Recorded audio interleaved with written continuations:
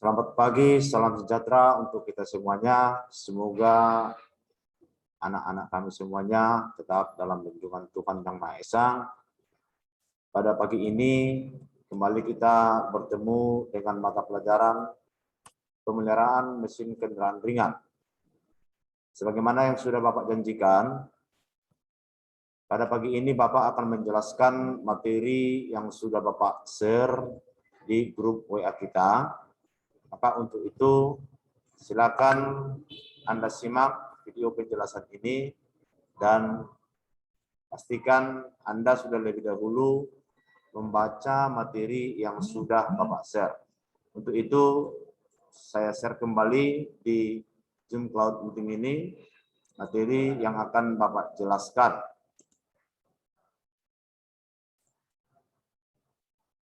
Ini adalah materi yang sudah Bapak share di grup kita. Harapan Bapak, Anda semuanya sudah lebih dahulu membaca materi yang sudah tertera di WA grup kita ini. Nah, di sini judul materi kita pagi ini yaitu cara mendiagnosis gangguan sistem pendingin kendaraan.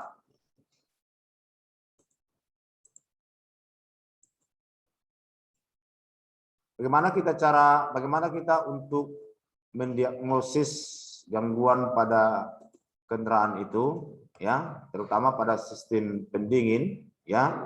Tentunya yang pertama, ya, gangguan pada sistem pendingin dapat sulit diagnosis apabila mesin kendaraan yang berjalan terlalu panas, mengalami panas yang berlebihan atau disebut dengan overheating, ya, atau terlalu dingin, sebaliknya, ya. Mungkin ada kebocoran di sistem atau salah satu komponen sistem tidak berfungsi. Jadi kalau terjadi panas yang berlebihan atau overheating ataupun terlalu dingin, maka ini bisa saja ditimbulkan karena adanya kebocoran pada sistem, yaitu dalam hal ini sistem pendingin, ya. Atau mungkin salah satu komponen daripada sistem pendingin itu tidak berfungsi, tidak bekerja sebagaimana mestinya. Anda perlu memperhatikan gejala yang tampak pada kendaraan dan memeriksa sistem pendingin itu, ya, untuk dapat menemukan sumber masalah pada kendaraan. Nah, jadi kalau terjadi hal yang seperti di sini, ya, maka kita harus perlu amati perilaku daripada kendaraan kita itu, ya, untuk menjaga agar kondisi daripada kendaraan kita itu selalu dalam kondisi baik. Saya lanjut. Kita baca saja dulu materinya. Yang pertama, gejala awal, ya. Perhatikan meteran temperatur. Nah, ini adalah meteran temperatur, ini yang harus penting diperhatikan, ya. Gejala awal adanya masalah pada sistem pendingin sering kali bisa dilihat melalui meteran temperatur, ya. Jadi melalui meteran temperatur ini bisa kita lihat apakah bermasalah sistem pendingin kita atau tidak. Yaitu kalau dia panas berlebihan tentunya nanti jarum ini akan naik sampai yang tertinggi, atau mungkin ampere ini jarum ini tidak naik sama sekali, ya. Masalah panas yang berlebihan, kemungkinan ada masalah di sistem pendingin kendaraan. Jadi, meteran temperatur kendaraan seharusnya menunjukkan rentang suhu yang dapat ditoleransi. Walaupun mesin kendaraan tidak terlalu panas, apabila suhunya di atas rentan suhu yang ditoleransi, kemungkinan ada masalah pada kendaraan. Nah, jadi mungkin kendaraan kita itu tidak jauh perjalanannya, tetapi ampere panas ini menunjukkan angka yang sudah tidak ditoleransi, ya, melebihi ambang batas yang sudah ditoleransi. Tentunya dapat dipastikan kendaraan kita itu ada dalam kondisi bermasalah dalam sistem pendinginan.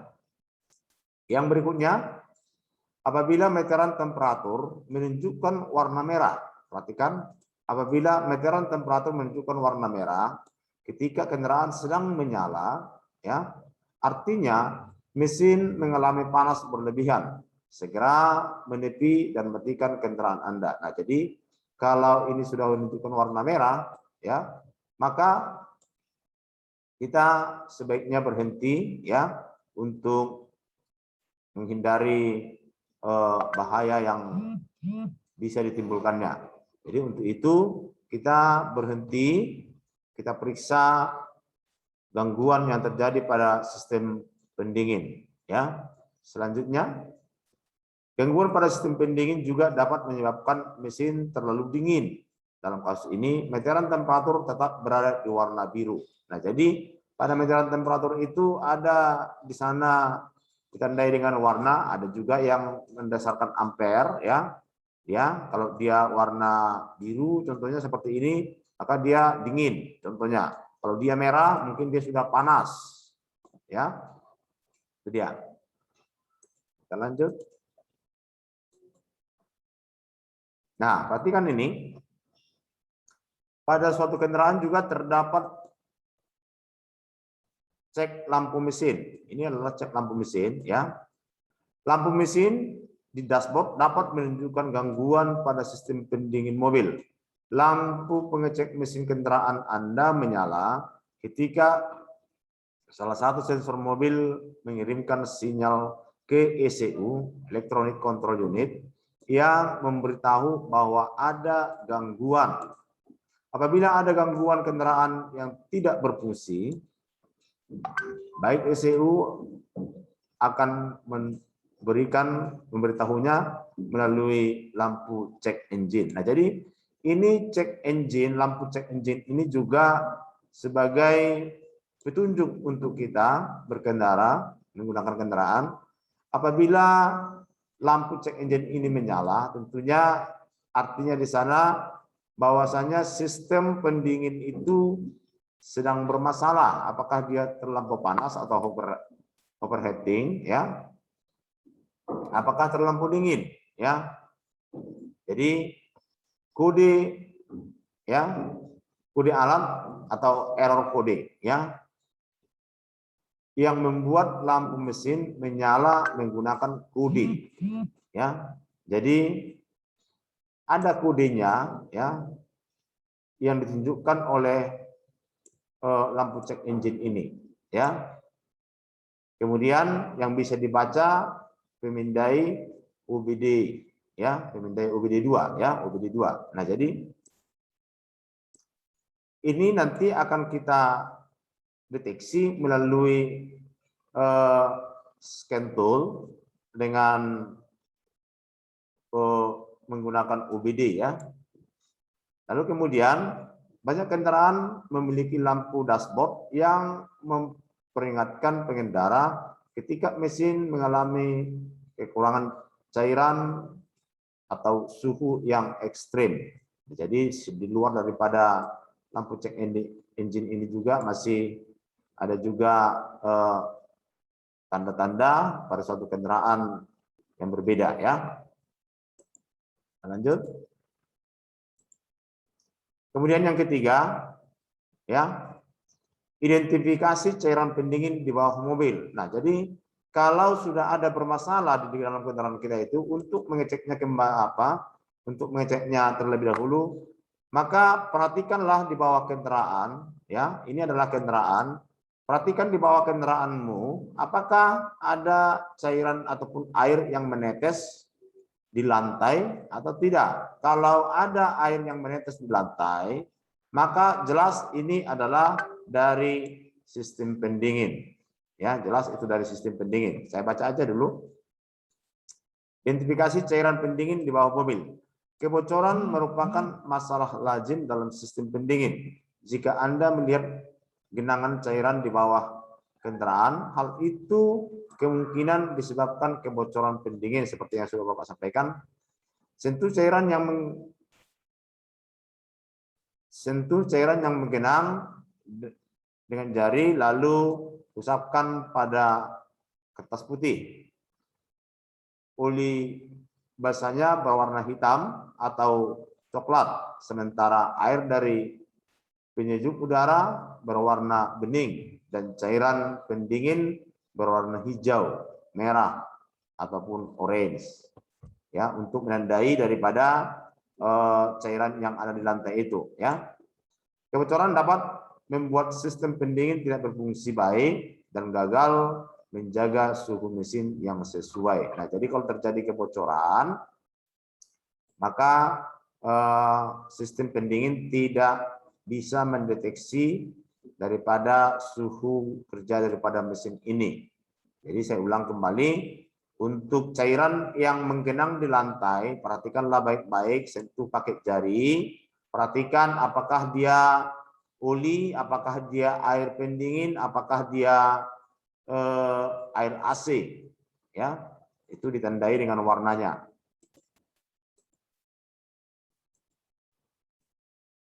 Lalu kemudian nomor 4, periksa ketinggian cairan pendingin di kendaraan. Nah, kita perlu memeriksa daripada ketinggian daripada cairan pendingin pada kendaraan kita, ya.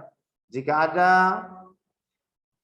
Anda merasa adanya kebocoran cairan pendingin di kendaraan, buka kap mobil ketika mesin dalam keadaan dingin dan lihat reservoir pendingin. Reservoir ini adalah tangki cadangan, ya. Reservoir ini memiliki garis penanda yang menunjukkan batas ketinggian minimum dan maksimum, ya. Catat ketinggian cairan pendingin pada reservoir dan periksa kembali beberapa hari kemudian. Artinya reservoir ini kita isi dengan air pendingin dengan batas yang sudah ditentukan, batas maksimum dan batas minimumnya, ya. Di situ ada nanti. Nah, lalu kemudian biarkan dia beberapa hari. Selanjutnya kita periksa kembali. Kita lihat apakah air yang kita isi itu masih tetap dalam kondisi batas maksimum atau sudah berkurang. Kalau dia sudah berkurang, tentunya sistem pendingin kendaraan kita itu sudah mengalami kebocoran, ya. Pastikan pengecekan reservoir cairan pendingin dilakukan setiap kali mesin bersuhu sama. Jika Anda tidak menemukan letak reservoir, bacalah buku panduan penggunaan kendaraan. Jadi saya pikir kalau untuk letaknya ini pada umumnya kita sudah tahu di mana letak reservoir, ya. Tapi kalaupun kita tidak tahu, silakan dibuka buku manual engine-nya. Nah, kemudian selanjutnya inilah menjadi petunjuk salah satu untuk menentukan keberadaan gangguannya di mana. Ya, kita lanjut.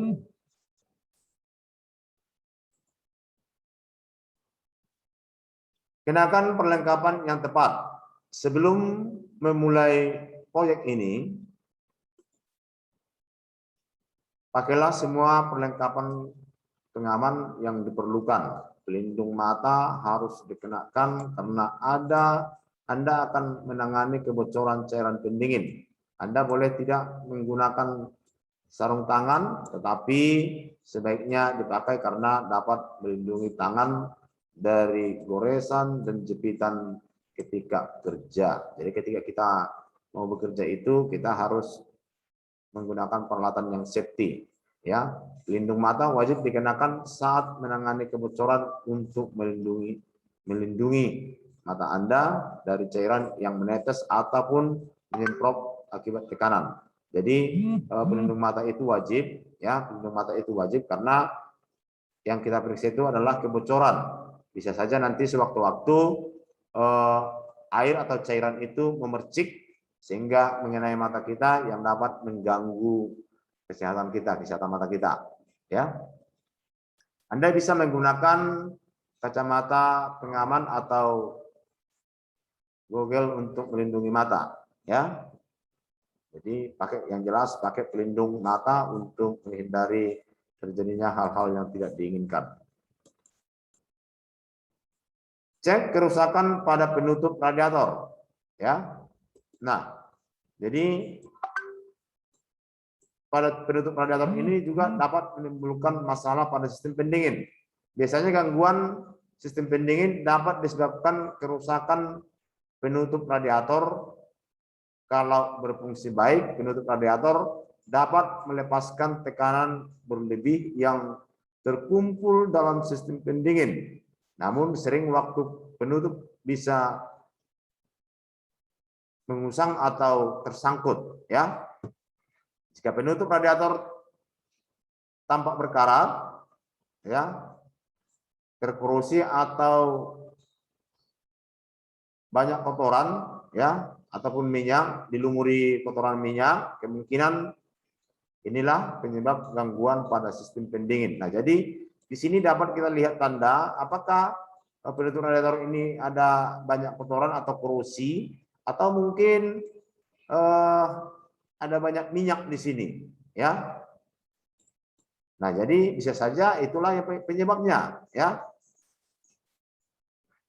Kemudian harga penutup radiator besarnya cukup terjangkau dan bisa dibeli di bengkel atau toko otomotif. Jadi kalau ada gangguan itu pada tutup radiator itu harus kita ganti tutup radiatornya, ya, harus kita ganti dan harus yang sesuai juga.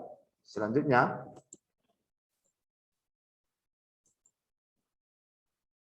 perhatikan pompa air.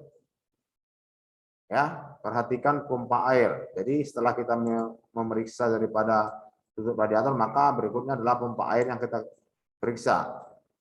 Jadi pompa air dalam kendaraan memompa campuran air dan cairan pendingin melalui mesin dan menuju radiator, tempat aliran udara, membantu menyingkirkan panas. Carilah pertanda kebocoran ataupun kegagalan pompa air yang kasat mata, ya, di wadah mesin. Pompa air digerakkan oleh sabuk, sehingga coba periksa kerusakan pada sabuk yang lajunya menandakan katrol pompa telah berhenti, ya. Jadi karena dia digerakkan oleh sabuk, maka juga periksa sabuknya, apakah sabuknya yang sudah rusak atau seperti apa, ya, sehingga pompanya tidak bergerak. Di mana fungsi daripada pompa ini adalah untuk membantu persirkulasian air di antara mesin dan radiator. Nah, kalau pompa air tidak berfungsi, mesin tidak bisa menyingkirkan panas yang dihasilkan sehingga mengalami panas berlebihan. Jadi kalau pompanya tidak bekerja, maka air yang dari mesin itu tidak dapat disalurkan ke radiator, ya, sehingga dia akan mengalami panas yang sangat tinggi, ya. Sabuk penggerak pompa air yang rusak harus diganti setelah memasukkan pompa air baru, ya. Jadi kalau sudah ganti pompanya, maka sabuknya juga harus diganti. Apabila Anda tidak tahu letak pompa air di kendaraan, baca buku panduan, ya, jelas itu petunjuk yang umum. Selanjutnya, kaji kerusakan pada selang cairan pendingin. Nah, selang cairan pendingin ini seringkali rusak karena memang dia terbuat dari karet, ya. Kadang-kadang si pemilik kendaraan tidak menyadari bahwasanya pemakaian daripada mobilnya sudah cukup lama, sehingga karet pendingin ini, ya, yang menghubungkan antara mesin dengan radiator ini, selang inlet dan outlet ini, ya, bisa mengalami kebocoran seperti pada gambar ini, ya. Jadi kalau ini terjadi, tentunya selangnya harus kita ganti dengan yang baru, tidak boleh ini tempel-tempel, ya. Jadi lebih baik kita ganti sama yang baru. Takutnya kalau kita lem yang bocor itu bisa sewaktu-waktu nanti juga dia akan mengalami kebocoran, mengulah kembali. Apalagi kalau kita dalam perjalanan panjang, tentunya itu sangat mengganggu perjalanan kita. Jadi sebaiknya kita ganti dengan yang baru. Kemudian tentukan seberapa lama cairan pendingin sudah berada dalam sistem. Nah, jadi keberadaan sistem pendingin itu juga harus kita ingat tanggal berapa mulai kita isi, tanggal berapa mulai kita harus menggantinya. Apabila tidak ada gejala kebocoran cairan pendingin, tetapi kendaraan masih tidak bisa menjaga suhunya di rentang yang ditoleransi, kemungkinan cairan pendingin sudah tidak bagus lagi. Kebanyakan produsen kendaraan menyarankan untuk menuangkan cairan pendingin setiap 50 sampai 100.000 kilometer.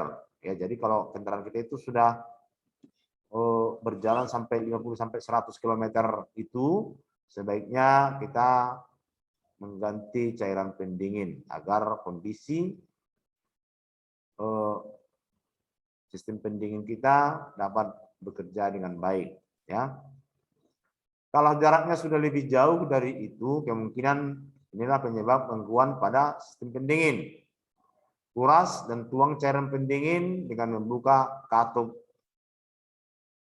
petok di bagian bawah radiator, ya. Ya, ini untuk petunjuk dalam hal menggantinya. Jadi yang jelas itu harus kita perhatikan berapa lama sudah kita menggunakan airnya.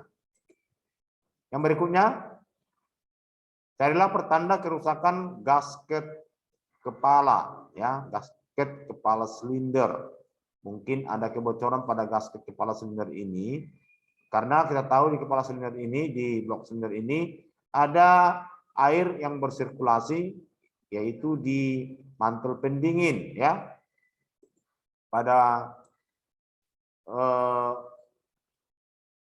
silinder blok, ya, di sini ada air yang bersirkulasi untuk menyerap panas yang ditimbulkan oleh gesekan ataupun kerja daripada mesin ini, ya, yang akan nanti panas itu akan ditarik untuk didinginkan kembali ke radiator, ya.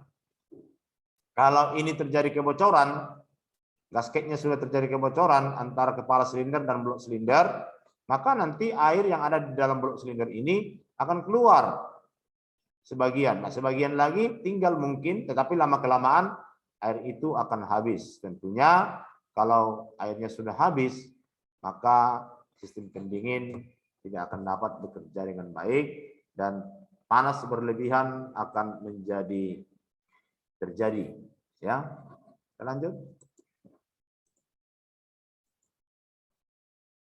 Tentukan apakah termostat berfungsi dengan baik, ya. Perhatikan termostat, ya, ini termostat.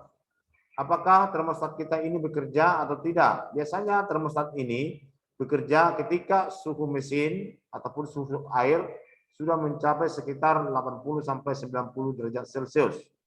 Nah, ketika suhu sudah mencapai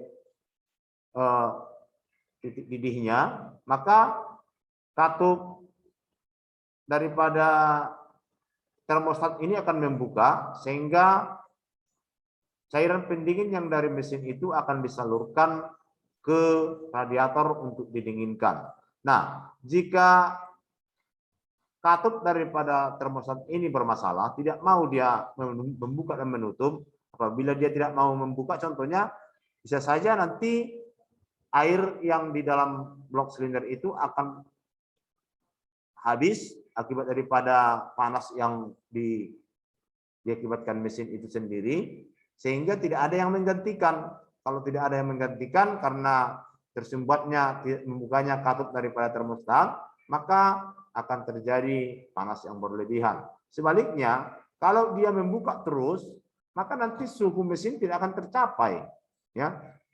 Tetap saja dingin karena air yang masih belum dingin yaitu disirkulasi sudah didinginkan kembali sehingga tidak mencapai titik didihnya, titik kerja daripada sistem pendingin itu. Lanjut.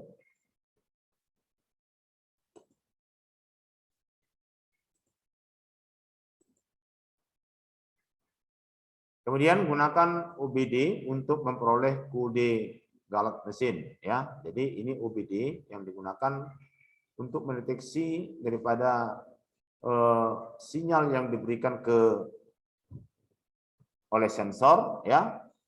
Berapa kodenya nanti itu akan ditunjukkan oleh kerusakannya. Ya, jika lampu cek mesin kendaraan menyala, pasangkan pemindai OBD2 untuk mengidentifikasi masalah, ya, untuk mengidentifikasi masalah yang ada pada sambungan kabel pemindai OBD2. Ya, portal di bawah dashboard pada sisi supir, biasanya di sisi supir ya.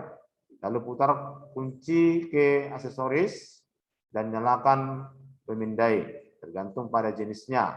Pemindai akan memberikan kode, ya, yang disebut dengan kode galat atau deskripsi galat yang terjadi dalam bahasa Inggris, ya. Jadi banyak bengkel yang menggunakan pemindai OBD2 ini untuk mengecek kode di mobil secara gratis. Jadi jika pemindai hanya memberikan kode galat, cek situs produsen kendaraan. Nah, jadi itu yang digunakan untuk mendeteksi gangguan daripada sistem pendingin. Kita lanjut. Lalu kemudian nomor 5, cari kebocoran cair pendingin. Ya, jika sistem pendingin kendaraan bocor, mesin tidak bisa didinginkan dengan baik dan mengalami panas yang berlebihan. Ya, memeriksa sistem pendingin secara visual, ya, dengan kasat mata apakah ada kebocoran atau ada yang gangguan yang lain, ya, itu yang harus diperhatikan dengan secara visual. Kemudian gunakan alat penguji tekanan untuk menentukan titik kebocoran yang sulit ditemukan. Jika kita mengalami kesulitan di mana letak kebocoran, apabila memang sudah kita periksa dengan kasat mata, kita tidak menemukan dari mana cairan itu bocor, maka kita dapat menggunakan alat penguji tekanan, ya, yang kita sebut dengan radiator cup tester, ya. Lalu itu nanti kita pompakan ke radiator, ya, dengan menggunakan adaptor penyambung, ya. Kita berikan tekanan yang sesuai yang diizinkan. Kemudian perhatikan jarumnya, apakah jarumnya itu bergerak, ya, jarumnya ini bergerak atau tetap. Kalau dia artinya setelah bergerak pada tekanan yang kita berikan, dia akan bergerak mundur contohnya. Semakin lama akan semakin turun contohnya, berarti tentunya adanya kerusakan. Nah, dengan adanya tekanan ini, maka nanti kalau memang pada sistem pendinginan itu ada kebocoran, maka akan semakin deras air yang bocor dari bagian yang mengalami kerusakan tersebut. Jadi kita dapat lebih jelas memastikan di mana kondisi daripada sistem yang mengalami kebocoran. Demikian untuk materi kita pada pagi hari ini penjelasannya, ya. Kalau nanti Anda ada pertanyaan, boleh ditulis di grup WA untuk kita diskusikan bersama-sama. Jadi untuk cara mendiagnosis gangguan pada sistem pendingin kendaraan, apa yang Bapak sampaikan di materi ini tadi, kira-kira seperti itulah yang akan kita laksanakan di dalam hal pemeriksaan ataupun mendiagnosis gangguan sistem pendingin kendaraan. Demikian yang bisa Bapak sampaikan. Semoga apa yang Bapak sampaikan ini boleh menambah daripada pemahaman Anda yang sudah termuat di materi teorinya. Sekian dan terima kasih.